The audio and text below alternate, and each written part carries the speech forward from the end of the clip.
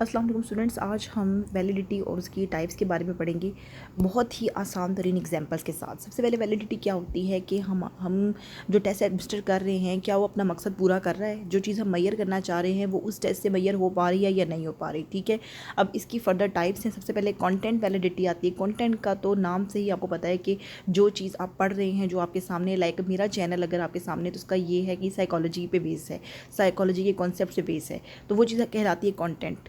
Content validity की definition देखते हैं। The extent to which a measure represents all facets of a given construct. अगर आप कोई कंस्ट्रक्ट मैयर करना चाह रहे हैं तो उसके अंदर सारे आइटम्स उसी से रिलेटेड होने चाहिए। ठीक है, जैसा कि अगर आप एक मैथमेटिकल एबिलिटी किसी की चेक करना चाहते हैं तो उसके कंटेंट में सारे एरियाज आने चाहिए मैथ्स के, जैसा कि algebra, geometry, calculus.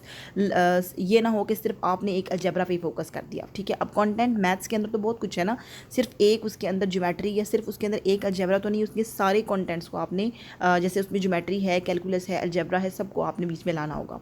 Face validity क्या होती है? फेस, जैसा कि नाम से पता चल रहा है कि आप किसी चीज़ को देखते हैं तो आपको पता चल जाता है ये इस चीज़ का टेस्ट है। अब यहाँ पे एग्जांपल दी हुई है, depression questionnaire that ask about mood, appetite and sleep patterns has high face validity. जब एक डिप्रेशन का आप टेस्ट देखते हैं तो उसके अंदर इस तरह के सवाल होते हैं कि आपका मूड कैसा है, आपको भूख लगती है या नहीं लगती, आपको नींद आती है या नहीं आती।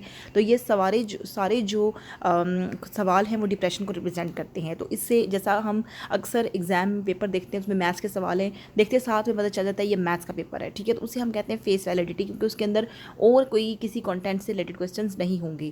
कंस्ट्रक्ट वैलिडिटी क्या होती है? The extent to which a test measures the theoretical construct it is intended to measure, कि जो हमने टेस्ट बनाया है क्या वो हमारे थ्योरेटिकल कंस्ट्रक्ट को मैयर कर रहा है या नहीं मैयर कर रहा। जैसा कि आप इंटेलिजेंस टेस्ट बनाते हैं, उसको जो है बाकी इंटेलिजेंस की मैयर्स के साथ उसको कोरिलेट करना चाहिए। जैसा कि उसमें एकेडमिक परफॉर्मेंस भी आ रही है, उसके अंदर प्रॉब्लम सॉल्विंग स्किल भी आ रही हैं, उसको अनरिलेटेड कॉन्सेप्ट्स और कॉन्स्ट्रक्ट के साथ मैच नहीं करना चाहिए। जैसा कि फिजिकल स्ट्रेंथ, इंटेलिजेंस टेस्ट जो है वो आपकी फिजिकल स्ट्रेंथ से रिलेटेड कोई क्वेश्चन नहीं होगा उसके अंदर, क्योंकि जाहिर है वो तो आपके problem solving skill, creative abilities, academic performance को देख रहा है। उसके अंदर मैं ये नहीं देखूंगी कि आपकी हाइट कितनी है, आपका वेट कितना है, इस तरह के कॉन्स्ट्रक्ट रिलेटेड क्वेश्चन नहीं होंगी।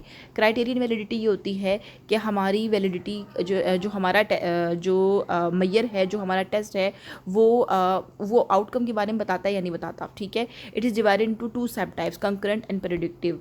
अब कंकरेंट वैलिडिटी क्या होती है? टेस्ट स्कोर को relate with scores on other relevant measures administered at the same time.